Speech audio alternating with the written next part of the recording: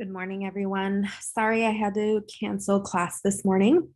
Unfortunately, my wheelchair lift isn't working and I can't really get around campus without that. So I'm planning to get that fixed today. Hopefully it's an easy fix and we'll still be on schedule to take the exam coming up this Thursday. So the exam will cover chapter 7 and chapter 10. So stimulus control, and then transfer of stimulus control and prompting. Okay.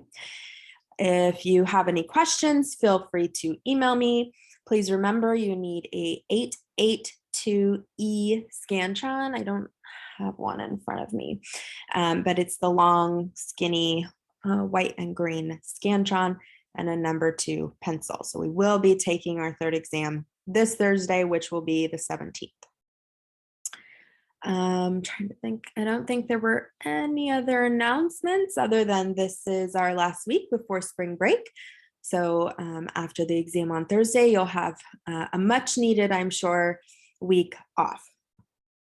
Okay, so we're going to finish up our discussion on prompting and transfer of stimulus control. So we left off talking about fading our prompts, which is slowly removing the prompts so that the individual engages in the correct behavior in the presence of the discriminative stimulus, or the SD, alone. Because remember, we use prompting to make a correct response more likely in the presence of the SD. We always want to start from least intrusive to most intrusive for the most part. There are times where you would start with the most intrusive prompt first, but for the most part, we want to go least to strongest. Okay, so if you start with a verbal prompt, which remember that's saying what they should do, so it would be the instruction, push the red button. That's the least intrusive. You're not invading on their space at all. You're just giving a verbal prompt. Gestural, you probably have to step into their space a little bit, but you're just pointing to whatever it is they need to attend to. So if they need to push a red button, you would be pointing to the red button, but not saying anything. Next, we have modeling, which means you would actually push the red button. So you would demonstrate how that's done. And then finally, the physical prompt, which is you hand over hand guiding the person to push the button. So least to most is least intrusive first. This allows for the most amount of independence in terms of responding, right? Because you're not just jumping in and physically guiding them or doing it for them right away. However, you can get errors because, of course, you're looking at a least intrusive prompt. So you're not physically walking them through that, which would guarantee a correct response. You might start with a verbal prompt and they might still make an incorrect response. So we do see frequent errors with least to most prompting. However, that's still where we usually start in the clinical world, except for in rare cases. Sometimes we will use most to least prompting. This is using the most intrusive first, and then you would fade that once they're successfully engaging in that behavior on their own. So you would start with puppeting them through it, walking them through it hand over hand. As they are able to do it on their own, you would sort of fade out that physical prompt slowly. There are much fewer errors and the learning is quicker. However, depending on the population that you're working with, again, this might not be the safest way to do things. So where I work with adults, and that is not something that I would begin with or hardly ever use in general. Physical prompting can be dangerous when the individual is bigger and stronger than you. We do see it used with children sometimes, although most people tend to still use the least to most prompting first to see if that will work. So fading prompts, we can actually fade within the prompt. So this is the gradual removal of a prompt while the response occurs in the presence of the SD alone. Remember, that's the overall goal of all of this. We use prompts with the goal that eventually we're going to take the prompts away and the individual will correctly respond in the presence of the SD alone. We can do response prompt fading. So this is gradually removing the response prompt. Now remember, a response prompt involves another person. So there's some sort of interaction between you and another individual. That's a response prompt. So for example, maybe a coach is providing physical assistance to someone who's trying to hit a ball with a baseball bat, right? So they might help them with the swing, and then they would gradually remove that prompt, right? So they would provide less and less physical assistance. This is called graduated guidance. So this is where they actually start out with the most intrusive prompt, which is physical assistance, and then they slowly fade that out. Physical assistance is a type of response prompt. All of them are. Remember, verbal, gestural, modeling, and physical are all forms of response prompts. Here's another example. The teacher provides a word as a verbal prompt, then part of the word, then the first letter, and then no part of the word. So this is verbal prompt fading. So she might hold up a picture of a cat and she would say cat the first few times. Cat, cat, cat. Then she holds up the picture of the cat and she says cat. So just part of the word. After doing that several times with the individual, then she holds up the picture of the cat and just says k, in the hopes that the individual will continue the response, the full response of cat. And then finally, she'll hold up the picture. And at that point, after going through this exercise with lots of verbal prompts in the beginning, the individual should respond in the presence of the SD alone, which is the picture of the cat, with no prompt at all. We can also do stimulus prompt fading. So that's where we gradually remove the stimulus prompt. Remember, a stimulus prompt is some sort of additional stimulus that's added or presented to get the correct behavior to occur in the presence of the SD. So one example of stimulus prompt was having flashcards, and you have a question on one side and you have the answer on the other side. So having that additional stimulus, which is the answer, that makes it a stimulus prompt. As you learn those flashcards, as you go over them over and over and over again, you look at the answer on the back less. You can just read the question and you know the answer, and you have to check it less and less. You don't need to look at it prior to answering it. This example has multiplication problems. So memorizing your multiplication tables. So in the beginning, when children are very young, they may need to look at the answer, but as they get better and better at it and they practice more and more, they're able to just sort of rattle off the answers very quickly. We can also make a stimulus larger than all of the other ones. And I'll show you some examples in a moment of what these things look like. But you can present it as larger. So that's a within stimulus prompt. Remember, we're just changing the size. We're not adding anything to the stimulus. And then as they respond, as the individual responds through many trials, you make it smaller and smaller until it's the same size as all the other stimuli that the individual is choosing from. So I'm going to show you some examples because I know that just talking about it's a little confusing. So here's an extra stimulus fading method that we might use. Now remember, extra stimulus means we're adding something to the stimulus that is not a part of it to begin with. So in this case, we've got French fries, a banana, and popcorn, pictures of these things. The individual is supposed to select the banana because we're asking, where is the fruit? Okay, that's the question. And they should make the correct selection of pointing to the banana. Now, to make that selection more likely that they'll engage in the correct one, we're going to add something to the picture of the banana that's not on the other pictures. We're going to add a big purple box around it. So it's kind of highlighting the banana, and the other two don't have that border background on them. So that's how it starts out. As you go through this many times, you're going to make that purple box smaller and smaller and smaller. until eventually the banana looks exactly the same as the other pictures. And at this point, after going through it many, many times and making the correct selection with the purple box as it gets smaller and smaller, the individual should now be able to select the banana correctly, even though there's not an extra stimulus around it. Okay, so again, we start with that extra stimulus, which is the purple box, and we're going to fade that out slowly by making that extra stimulus smaller and smaller until it's gone completely. Here's another example of extra stimulus fading. So when we're trying to teach textual activity schedules, which means we're trying to have children or have the individual follow written instructions alone without pictures, but they may be struggling with reading and things like that.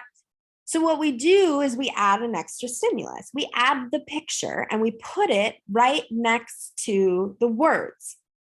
The words typically start out a little bit smaller and the picture starts out bigger. And they're presented right next to each other. So again, the SD in this case is the written words, wash hands. The extra stimulus is the picture of someone washing their hands. So that stimulus is a little bigger. The SD is just a little bit smaller. We're going to fade that. And what happens is the SD will get a little bigger. The extra stimulus, which is the picture, is going to get a little smaller. And we do this after multiple presentations with the individual. So this happens over a long period of time where we work with the client. If I was doing this with an individual, I would probably leave each one in place for about 2 weeks before switching the size of the stimuli. Again, the SD, which is the written words, get bigger and bigger and bigger. And the extra stimulus, which is the picture, gets smaller until at the end, you're only presenting the SD and the individual should wash their hands or respond correctly in the presence of the SD alone without the extra stimulus. Okay, so those were examples of extra stimulus fading. Let's look at some within stimulus fading. The question is, which one is green? So we want the individual to select, of course, the green circle. To make that correct response more likely, we're going to change the size of the green circle. Okay, so the green circle is now much bigger than the blue and the red circle. This is a within stimulus prompt because we have not added anything to the green circle. We've just changed its proportion. So that's why it's a within stimulus, not an extra stimulus. There's nothing extra added to it. The size has just changed. So we ask which one is green, and the green circle is nice and big, making the correct response of choosing the green circle much more likely. After we do repeated presentations of this, the green circle will get smaller and smaller and smaller until eventually the green circle is now the same size as the other colors, and we can still say which one is green, and the individual should select the correct answer, which is the green circle. Okay, so that's a within stimulus fading. We can also use prompt delays. So when we first start using prompts with a new behavior for an individual, typically we give a prompt immediately, which is what we call a 0-second delay. For every step, we give the prompt. So that way there's very few chance or very little chance for the individual to respond incorrectly. Once the individual starts responding, we may wait a few seconds before providing the prompt. Okay, so we may delay our prompt as they start engaging in the correct behavior on their own. So we'll present the SD, and then instead of presenting the prompt immediately, we might wait a number of seconds. Sometimes you'll wait like 2 seconds and see if they do it. If they don't do the correct behavior, if they don't engage in the correct behavior, after 2 seconds, we'll present the prompt. And we'll do that until they start engaging in the behavior within that 2 seconds. Then we'll make the prompt delay even more. So we might go from 2 seconds to 5 seconds. So again, we'll present the SD, we'll wait 5 seconds. If they don't engage in the correct response within that 5 seconds, then we give the prompt. But of course, if they engage in the correct response, we reinforce that and we don't have to give the prompt because they did it within the 5 seconds. Here's just a few more examples. The teacher shows a word to Natasha and waits 4 seconds before she tells her what the word says. So she's holding up a flashcard and maybe the word says timer. That was a spelling word on my son's list. So timer this week. Natasha has 4 seconds to read the card. If she reads the card within 4 seconds, she gets praise and reinforcement, and we move on to the next card. If she does not respond within 4 seconds, the teacher's going to give a verbal prompt. She'll say the word timer, and then Natasha will have to repeat after her. A coach giving a child 10 seconds to try to hit the baseball off a tee before he provides assistance. So again, there's a 10-second prompt delay in this example. The child goes up to the baseball tee to hit the ball. Coach waits 10 seconds. If the child is able to hit the ball within that 10 seconds, no need for a prompt. If the child is unable to, maybe he swings a bunch and he misses, or he's not swinging at all, after 10 seconds, the coach will jump in and provide assistance, whether that looks like physical guidance, or maybe he takes the bat and models for the child, but a prompt will be provided if the child doesn't hit the ball within 10 seconds. Now, something can occur called prompt dependence, and this is when transfer of stimulus control is unsuccessful, because remember, again, we use prompts for the ultimate goal of getting the behavior to occur in the presence of the SD alone, without the prompts. You want to transfer your stimulus control to the SD. You don't want the behavior to be controlled by the prompt. You want it to be controlled by the SD.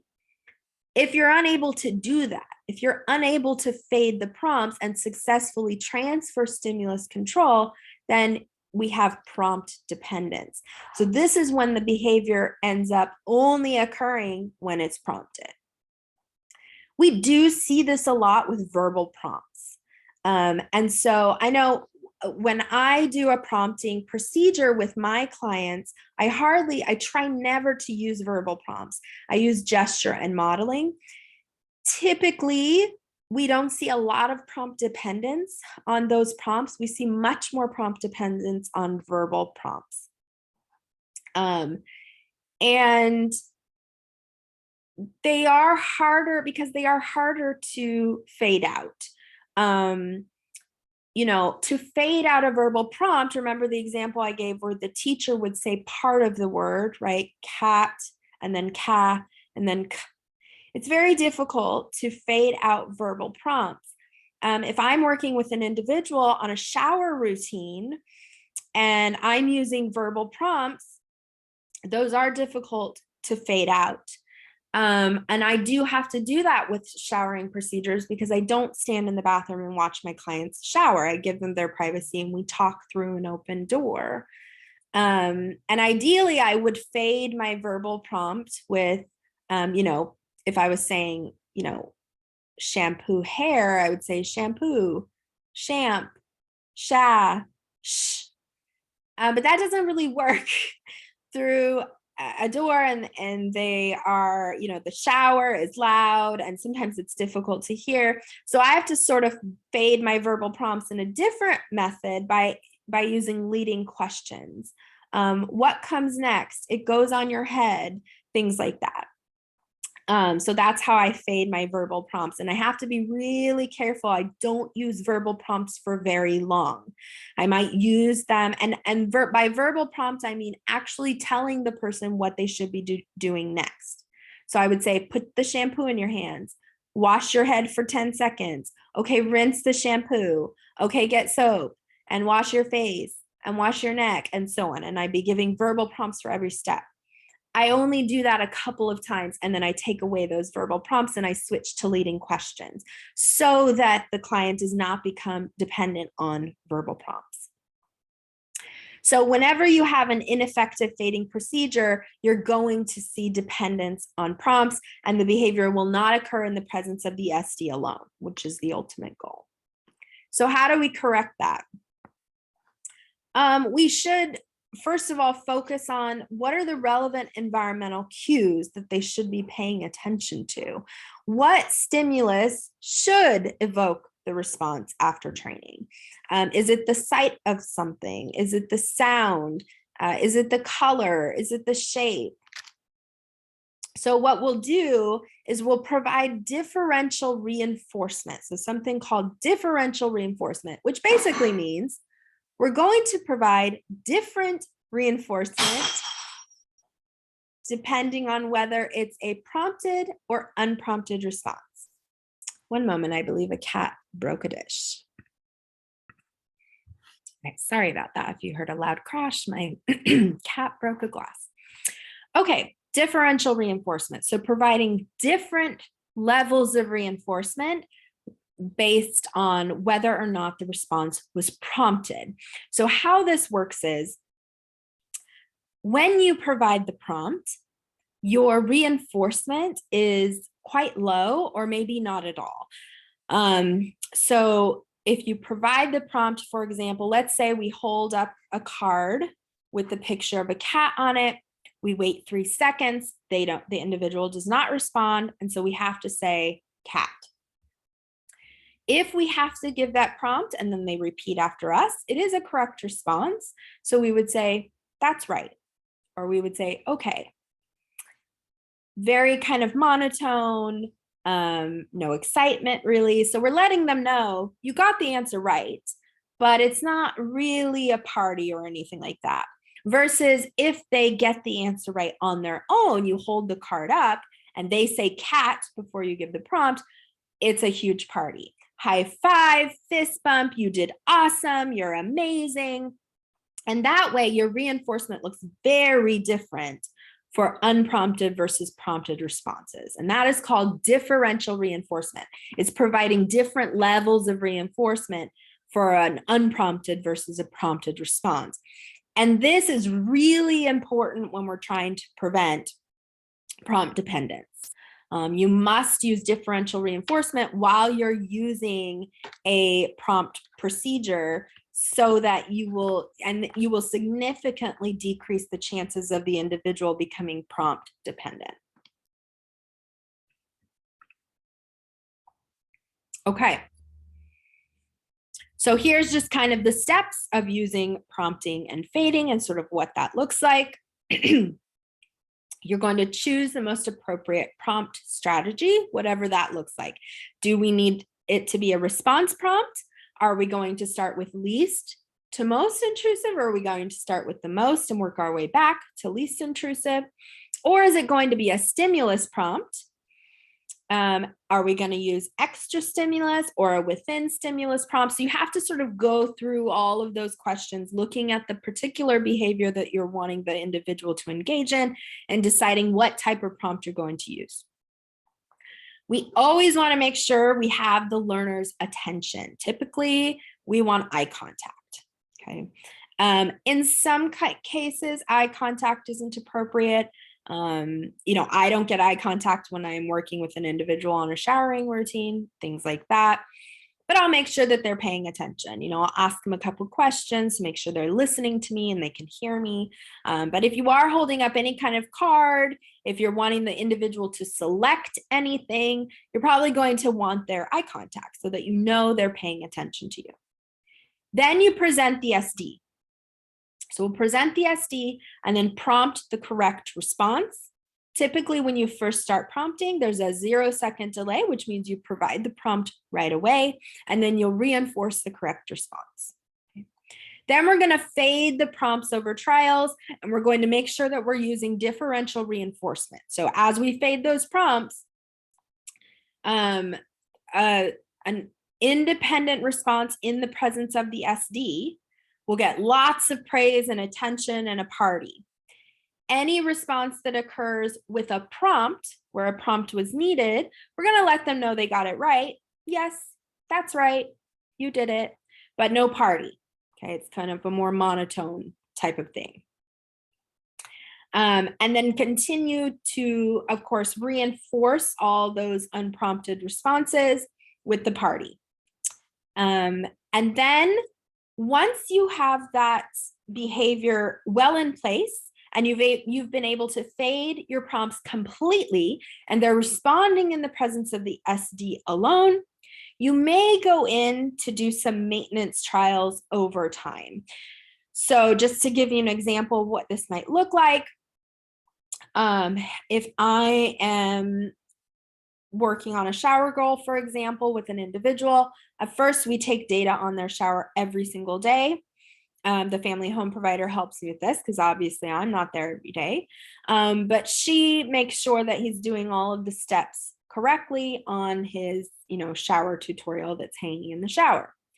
But once he starts doing that on his own without needing any prompting of any kind, I'm probably only going to take data maybe once a week, and I'll reinforce. So we'll see how that goes. As long as he does the shower correctly, I'll reinforce that. And then I might be able to wait 2 weeks and provide some reinforcement for that, and then maybe a month. So you're sort of fading out your reinforcement as well, so that you don't have to reinforce every single response and every single behavior that the individual engages in.